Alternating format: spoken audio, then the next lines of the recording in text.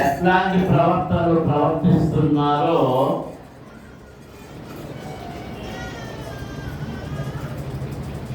అది కనబడుతుంది. తర్వాత మీకు గురుకుల్లోకి దాన్ని ఫార్వర్డ్ చేస్తాను. కొత్త రకం ఉంటుంది. కొత్త యజ్ఞం చేస్తే పడిపోతారు ఉన్నాయి ఎదుగుతాం ఇంకా రకరకాలు. ఇప్పుడు కొత్త రకం ఏం చేశారంటే కుర్చీ వేస్తున్నారు. ఆ కుర్చీ వేసినప్పుడు ఆ కుర్చీలోకి రాజుగారు వచ్చి కూర్చున్నాను కానీ కుర్చీ రాజుగారు ఇది కరెంట్ కుర్చీకి షాక్ కొట్టి ఎలా పడిపోతారో అలాగా ఆ కొండమరాజు గారు వచ్చి కూర్చొని కొండమరాజు గారు కూర్చొని ఎలా పడిపోతున్నారు. ఆ తర్వాత కొండమరాజు కూర్చోమంటే ఆ కూతురు అలాగే పడిపోతుంది. ఏంటి కరెంట్ షాక్ కొట్టాలో ఏంటంటే పార్టీగారు మైక్ వచ్చి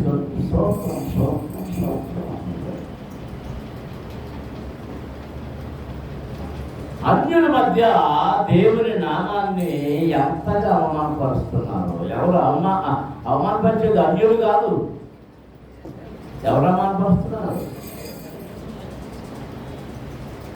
రక్షణ పొందాము దేవుని సేవకులము అని చెప్పుకుంటున్న వాళ్ళే చెప్పుకుంటున్న వాళ్ళే దేవుని వాక్యానికి అవిధేయులు. దేవుని వాక్యాన్ని అర్థం చేసుకోలేని వాళ్ళు.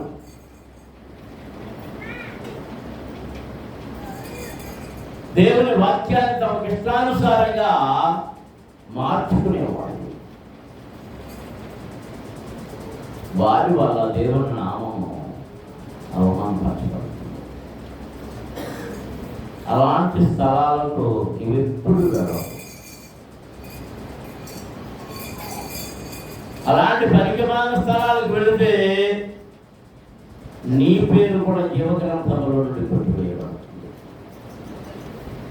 అందులో ఏమాత్రము అనుమానం లేదు. నేను కాలిపోతున్నాను నా వెనకలోని ఏంటి పూర్వకాలం మా చిన్నప్పుడు చిన్న చిన్న కుంటల్లో ఉండేవి పొలాల్లో.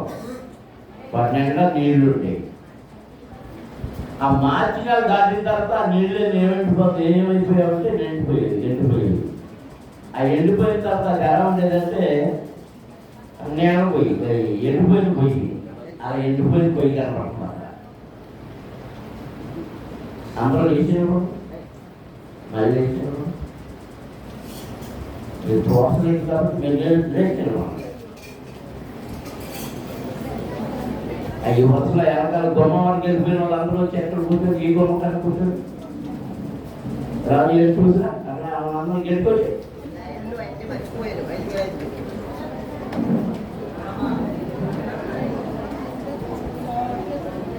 ఇది పూర్తయిపోవాలి. ఇక్కడ గెలుచుకొచ్చేయాలి. ఎక్కడో అక్కడికి వెళ్తున్నారు. ఇది వెనకాల ముందుకు రావాలంటే రావాలే. నువ్వేంటి మహానాటకు వచ్చేస్తున్నావు?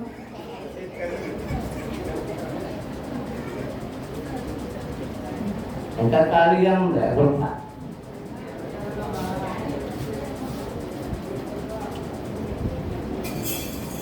ఇది స్తంభాలు లేని గుడిగా మార్చేయలేము.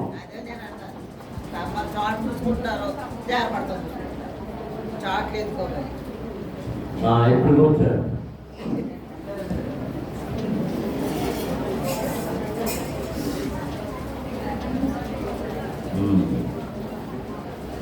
ఈ వారంలో దేవుడు మరొక మేలు చేసిన మేలు ఏంటంటే మరి అమెరికా దేశానికి వెళ్ళిన తమ్ముడిని తమ భార్యని క్షేమంగా అది హైదరాబాద్ చేర్చారు.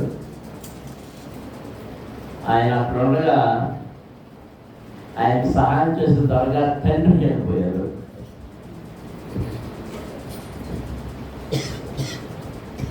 ఆయన తమ్ముడితో ఆ రోజంతా మాట్లాడారంట. రాత్రి కాసేపు కూర్చున్నారంట. ఆయనకి క్యాన్సర్ ఉంది. చాలా సంతోషంగా మాట్లాడాడని ఆయన తల్లిదండ్రులు చనిపోయి చేశారు. అయితే నిన్న దినాన్న ఆయన జ్ఞాపకార్థంగా హైదరాబాద్లో కోటం జరిగించాడు తమ్ముడు. దానికి బాబీ వెళ్ళాడు. నేను బాబీ ఎమ్మానియల్ వెళ్ళాడు. దానిలో పాల్గొని ఉదయాన్ని పంపించాడు. మరి వారి ప్రయాణాల్లో దేవుడు తోడుగా ఉండి నడిపించినందుకు ఆయనకు స్తుతులు చెల్లిస్తూ ఉన్నా. దేవునికి స్తోత్రం. హల్లెలూయా. దేవుని వాక్యమును శ్రద్ధగా వినగోరే వారి కొరకు వాక్యాన్ని చదువుకుంటాం. లూకా సువార్త 19వ అధ్యాయం 40వ వచనం నుండి 44వ వచనం వరకు చదువుకుంటాం. 41వ వచనం నుండి 41వ వచనం. ఆయన పట్టణములకు సమీపించినప్పుడు దానిని చూచి దాని విషయమై ఏడ్చి నీవును మరి ఈ దినమందైనను సమాధాన సంబంధమైన సంగతులను తెలుసుకున్న ఎడల నీకెంతో పేరు. కానీ ఇప్పుడు నీ కన్నులకు మరుగు చేయబడి ఉన్నవి. ఆలోచిస్తున్నాండి. నిన్ను ఎక్కడ చదవమన్నాను? ప్రభువు నిన్ను దర్శించిన కాలము నీవు ఎరుగకుంటివి కనుక నీ శత్రువులు నీ చుట్టూ గట్టు కట్టి ముట్టడి వేసి అన్ని ప్రక్కలను నిన్ను అరికట్టి నీలోనున్న నీ పిల్లలతో కూడా నిన్ను నేల కలిపి నీలో రాతి మీద రాయి నిలిచి ఉన్నది అని దినములు వచ్చునని చెప్పాను. దేవునికి స్తోత్రం. హల్లెలూయా. తలలు వంచండి, కళ్ళు మూసుకోండి. పరమ తండ్రి, పరిశుద్ధ ప్రభువా, దేవాధిపతి, మీకు స్తోత్రములు. ఈ పరిశుద్ధ పునరుద్ధరణ ఆరాధనలో ఇంతవరకు పాడాము, స్తుతించాము, గణపరిచాము, మహిమపరిచాము. నీ వాక్యము ధ్యానం చేస్తుండగా నా శరీరమును ముట్టండి, నా నాలుకను ముట్టండి, నా గొంతును ముట్టండి, నా వాక్కును సరళం చేయండి, నా భాషను సరళం చేయండి. నా మాట నీ ప్రజలకు అర్థమగినట్లుగా దానిని ముట్టమని వేడుకొంటున్నాను. నేను అయోగ్యుడను, అజ్ఞానిని. నా జ్ఞానమును నేను ఉపయోగించకుండా కేవలం మీ జ్ఞానమే నాకు అనుగ్రహించండి. నన్ను మీ నోటికి బోధగా వాడుకోండి. నాలో నుండి మీ స్వరాన్ని నీ ప్రజలకు వినిపించి వినిపిన ప్రతివచ్చరని దీవులతోనూ ఆశీర్వాదములతోనూ నింపమని యేసు నామమున అడుగుచున్నాము తండ్రి. ఆమేన్. దేవునికి స్తోత్రం. అందరూ స్తోత్రాలు జరుగుతుంది. హల్లెలూయా, హల్లెలూయా, హల్లెలూయా. దేవుని పిల్లలారా, మనం చదివిన 4 వచనాల్లోనూ అత్యంత బుద్ధివాక్యములు, మనం నేర్చుకోవాల్సినవి, తెలుసుకోవాల్సినవి అనేకమైనవి ఉన్నాయి. ఇవి 40 వచనం మాత్రమే ఈరోజు మీకు కొంతసేపు జ్ఞాపకం చేయాలని తలుస్తూ ఉన్నారు. 41వ వచనం. ఆ 40వ వచనంలో ఉన్న ప్రాముఖ్యమైన మాట ఏంటి? ఆ వచనం మళ్ళీ చదవండి, అందరూ కలిసి చదవండి.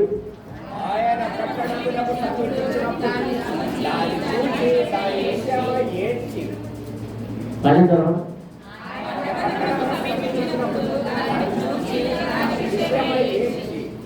మరోసారి చదవండి, అందరూ గట్టిగా కలిసి చదవాలి.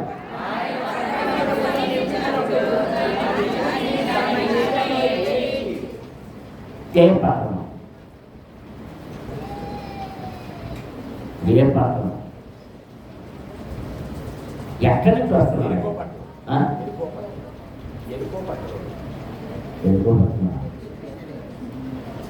ఆయన ఎక్కడి నుంచి వస్తున్నాడు? 29 వచ్చిన ఉంది. ఆయన ఎక్కడి నుంచి వస్తున్నాడు? ఆయన ఒలివల ఆయన ఎక్కడికి వెళ్ళడానికి ప్రారంభించడం 28 వచ్చినలో ఉంది. అరే మీ అత్త వచ్చింది వెళ్ళిపోరా.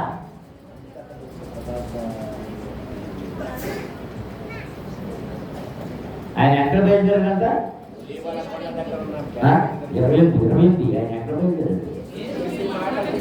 ఎక్కడికి వెళ్ళాలని? యెరూషలేమున కూడా.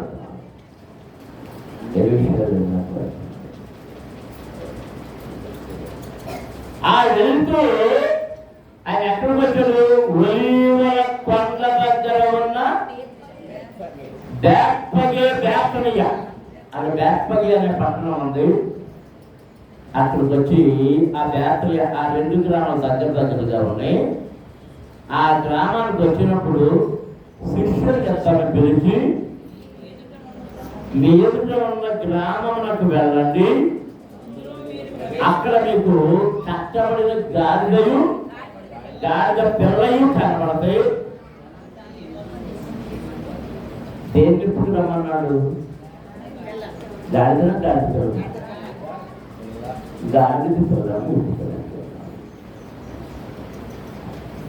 మనం ఏదైనా కోపం వచ్చినప్పుడు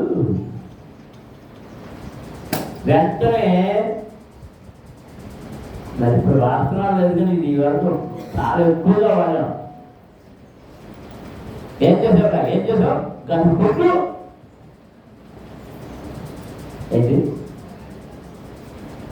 ఏంటి గాడి గుంజాలంతా? అది పూర్వం బ్రిటిష్ వాళ్ళు ఉండేవారు కదా, వాళ్ళు వాడిన పదాలు ఇది అర్థమవక వాళ్ళేమన్నారంటే గాడ్ ద గుడ్ అంటే దేవుడు మంచివాడు. ఏంటి? God the good. ఇంత ఏం మాట్లాడారు? గాడి గుడ్డేట. గాడి గుడ్డేస్తే నువ్వు పెడతావు.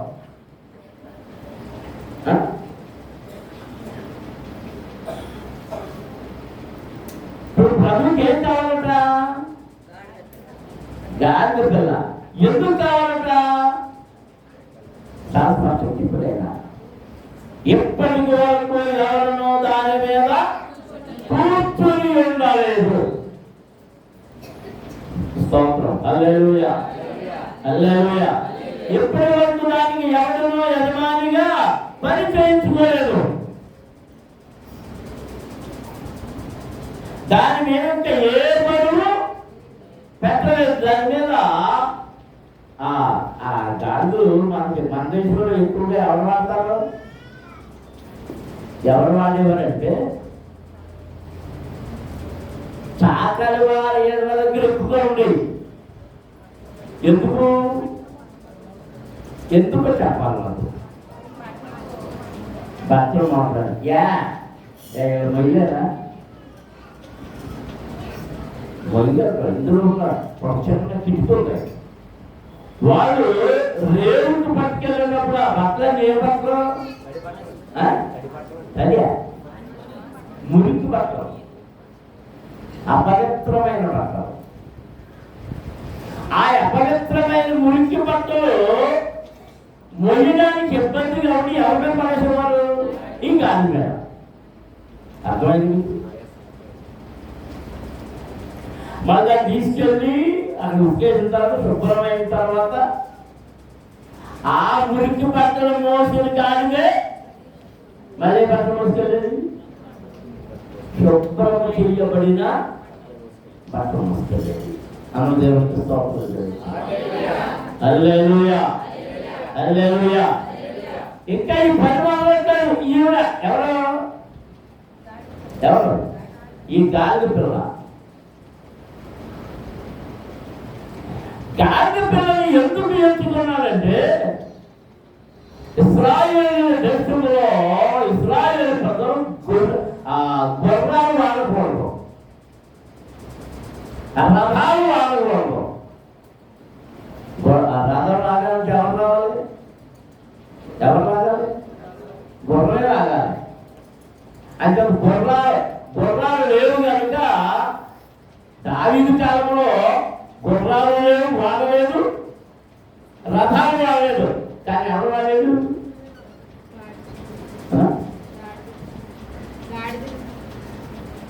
ఈ గుర్రాలను ఎవరు వాడలేదు? సొలొమోను కొన్నాడు. ఒక్కొక్క రథానికి అంటే 600 తులాల వెండి ఇచ్చారు, బంగారం ఇచ్చారట. ఒక్కొక్క గుర్రానికి 150 తులాల బంగారం ఇచ్చారు. అంటే అంత తెలుసా? గుర్రం ఖరీదు కేజీన్నర బంగారం. 150 తులాలకు 9 గ్రాములు 10 గ్రాములు. 150 తులాలు అంటే 1500 గ్రాములు అంటే కేజీన్నర. ఇప్పుడు కేజీన్నర బంగారం ఎంత? తులం ఎంత? ₹1,00,000 అయింది. తులం ₹1,00,000 అయింది. ఇప్పుడు 150 తులాలు అది 150 లక్షలు. ఇప్పుడు అది కోటిన్నర. ఇప్పుడు లెక్క అమ్మా ఎంతంట? ఏంటి ఒక గుర్రం మరి రథం 600 తులాలు. సొలొమోను ఇవన్నీ పోయినప్పటికీ సొలొమోను కొన్న సైన్యం చాలా పెద్దదైపోయిందట. ఆ సైన్యాన్ని చూస్తే భయపడిపోయాడు. కానీ దేవుడు దావీదు యొక్క వాహనం ఏంటో చెప్పండి. చెప్పారు 2-3 వాహనం. దావీదు యొక్క వాహనం ఏంటి? అబ్షాలోము యొక్క వాహనం ఏంటి? సౌలు యొక్క వాహనం ఏంటి? సౌలు యొక్క వాహనం గాడిద. దావీదు యొక్క వాహనం కాంచర గాడిద. అందరూ స్తోత్రం చెల్లించాలి. హల్లెలూయా హల్లెలూయా. ఎందుకు దేవుడు యేసు ప్రభు గాడిదని ఎంపిక చేసుకున్నాడు?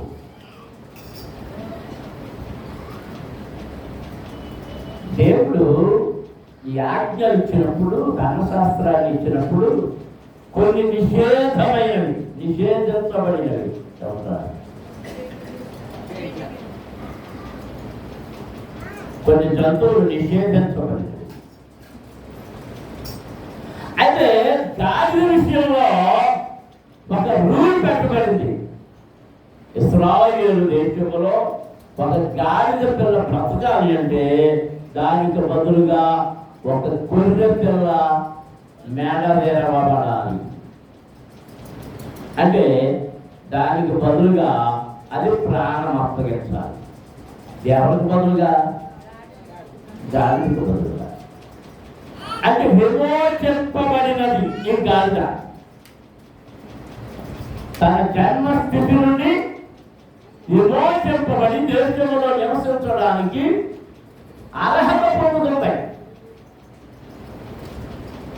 ఎందుకంటే ప్రయాణించడానికి, కొండలోను మెట్టల్లోనూ బరువుతోటి వెళ్ళడానికి మంచి అనుకూలమైన వాహనం. అటు ఇటు పరుగులెత్తేది కాదు. గొడవ ఏం చేస్తే తనకు నచ్చినట్టు పరిగెడుతుంది కనుక దానిని కోరకుండా, దానిని అప్పగించకుండా దేనిని అప్పగించాడంటే ఇశ్రాయేలుకు ఈ గాడిదను అప్పగించాడు. మేము ఇద్దరు దండయాత్రలు వెళ్ళినప్పుడు గుడ్సేడు ఆ ప్రాంతానికి వెళ్ళినప్పుడు మేము వెళ్ళే దారి సరిలేకపోతే అక్కడ ఆ సంతకు వచ్చారు మారేడుమిల్లిలో. సంతకు వచ్చిన వాళ్ళు అందరూ ఏం పట్టుకొచ్చారు తెలుసండి? గుర్రాలు వేసుకొస్తారు అన్నా. నేను ఇప్పుడు వేసుకురావుతానన్నా. గుర్రం ఎంత ఉందో తెలుసా? గాలి ఎంత ఉంది. పొట్టి గుర్ర, చిన్ని గుర్ర. మనం ఆడుకోవచ్చు అన్నితోటి. అంటే ఆయా ప్రాంతాలను బట్టి ఆ జాతులను బట్టి వాటి సైజు కూడా ఉంటుంది. ఇప్పుడు ఇక్కడ ప్రభు ఏం చెప్తున్నాడంటే ఆ గ్రామంలో సరిగ్గా ఎక్కడ కట్టబడుతున్నమాట మరొక రాయబడింది. 2 మార్గములో కలిసే చోటు. అది మార్గం విడిపోతుంది. ఎక్కడికి వచ్చి 2 మార్గాలు అయిపోతుంది.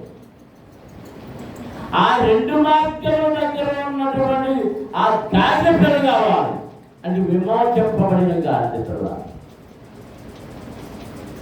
ఎందుకంటే ప్రవక్తలు ప్రవచించినట్లుగా మెస్సియా గాడిద మీద ఊరేగుతూ యెరూషలేముకు రావాలి. గాడిద మీద ప్రయాణం. దేవునికి స్తోత్రం. హల్లెలూయా, హల్లెలూయా, హల్లెలూయా. హోసన్నను స్తుతి పాడుతూ సియోనుకు వెళ్ళేదా. హోసన్నను స్తుతి పాడుతూ సియోనుకు వెళ్ళేదా.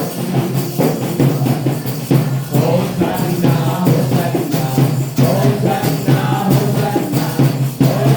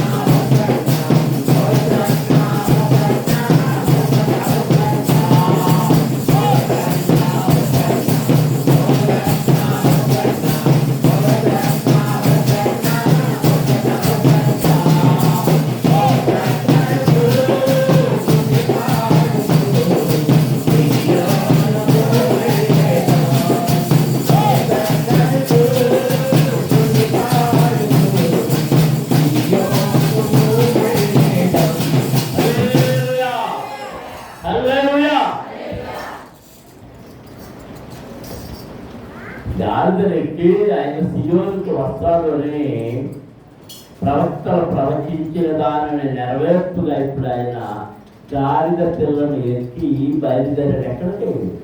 సియోనుకు. సియోను అనబడిన యెరూషలేముకు. ఏమనబడినా? సియోను అనబడిన యెరూషలేముకు బయలుదేరాడు. దేవునికి స్తోత్రం. హల్లెలూయా, హల్లెలూయా, హల్లెలూయా. ఆయన ఆ గాడిద మీద ఎక్కువస్తుంటే ఆయన ఎవరిని పిలవలేదు. చూడండి, మీరు ప్రవేశింపగానే కట్టబడి గాడిద పిల్ల మీకు కనబడును, దాని మీద ఏ మనుషులను ఎన్నడూ కూర్చోలేదు. దాన్ని విప్పి తోడుకునండి. ఎవరైనా మీరెందుకు దీనిని విప్పుతున్నారని మిమ్మల్ని అడిగిన ఇది ప్రభువులకు కావలసి ఉన్నదని అతనితో చెప్పడని చెప్పాను. తప్పబడిన వారు వెళ్ళి ఆయనతో చెప్పినట్టు కనుగొని ఆ గాలి విప్పుతుండగా దాని యజమానులు మీరు గాలి ఎందుకు విప్పుతున్నారని వారిని అడిగారు. ఎవరు అడిగారు? గాలి యజమానులు అడిగారు. అందుకు వారు ఇది ప్రభువులకు కావలసి ఉన్నది. ఎవరికి కావాల్సింది? ప్రభువులకు కావలసి ఉన్నది. దేవునికి స్తోత్రం. దేవుని పిల్లలారా, ఆయన కూర్చున్న వాళ్ళారా, ఇప్పటి వరకు మీ హృదయంలో ఎవరు కూర్చుండి ఉండకపోతే, మీలో ఉన్న దయ్యములన్నిటిని బయటకు పారద్రోలిన వారైతే మీరు ఎవరికి కావాలి? ప్రభువు నాకు కావాలి. ఎవరికి కావాలి? ప్రభువు నాకు కావాలి. దేవునికి స్తోత్రం. ప్రభువు కావస్తే నేను అంగీకరిస్తాను, నన్ను నేను సమర్పించుకుంటాను అనే సమర్పణ కలిగిన వారు ఎవరున్నారో వారు ఒకసారి చేతులు ఎత్తి చూపించండి. బహు తక్కువ మంది ఉన్నారు. నేను మాత్రమైతే నేను ఇస్తాను. మీరు సమర్పణకు రావాలి. సమర్పణకు రాకుండా మీరు ప్రార్థించిన ప్రయోజనం లేదు, ఆరాధనకు వచ్చిన ప్రయోజనం లేదు, కానుకలు ఇచ్చిన ప్రయోజనం లేదు, ఏం చేసిన ప్రయోజనం లేదు. మీరు ఎవరికి సమర్పణ చేయబడాలి? చెప్పండి. ప్రభువునకు సమర్పణ చేయబడాలి. నిన్ను నీవు ప్రభువుకు సమర్పణ చేసుకోవాలి. నీ బ్రతుకును ప్రభువుకు సమర్పణ చేసుకోవాలి. నీ విద్యను ప్రభువుకు సమర్పణ చేసుకోవాలి. నీ చాతుర్యాన్ని, నీ జ్ఞానాన్ని, నీ బలాన్ని, నీ ధనాన్ని, నీ ఘనాన్ని, నీ సమస్తాన్ని ఎవరికి సమర్పణ చేసుకోవాలి? నీ ప్రభువులకు సమర్పణ చేసుకోవాలి. దేవునికి స్తోత్రం. ఆ యజమానితో చెప్పారు, ఇది ప్రభువులకు కావలసి ఉన్నదని. వారు వేసినందుకు దానిని తోడుకుని వచ్చారు. ఆ గాలిపిల్ల మీద తమ బట్టలు వేసి యేసును దాని మీద ఎక్కించి, నిన్న బలిపడి ప్రార్థన చేశాను. నేను కూర్చున్నాను. గబగబా నాకు పిలిచింది సేవ చేస్తున్న ఏరియా. ఆ ఏరియా భార్యను అత్తగారు తప్పుడు వేసి ఆ కాళ్ళ దగ్గర వేస్తున్నారు. ఎందుకంటే మరి ఎందుకు అంటే లేదంటే వేస్తున్నాం.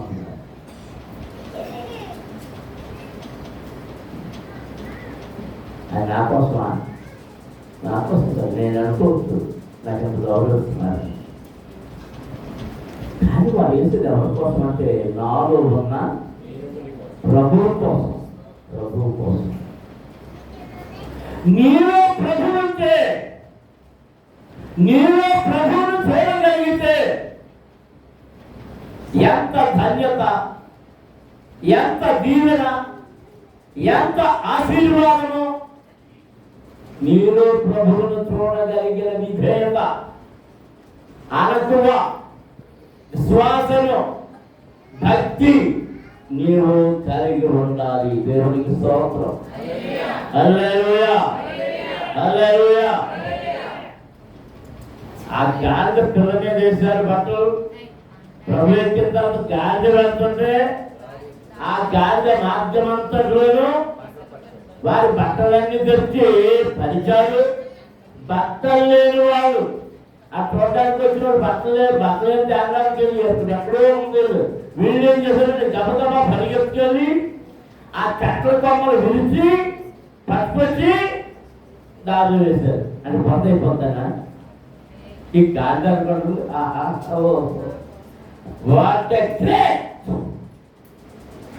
నేను ఎంత గొప్పదాన్ని, నేను ఎంత గొప్పదాన్ని. నేను ఎవరు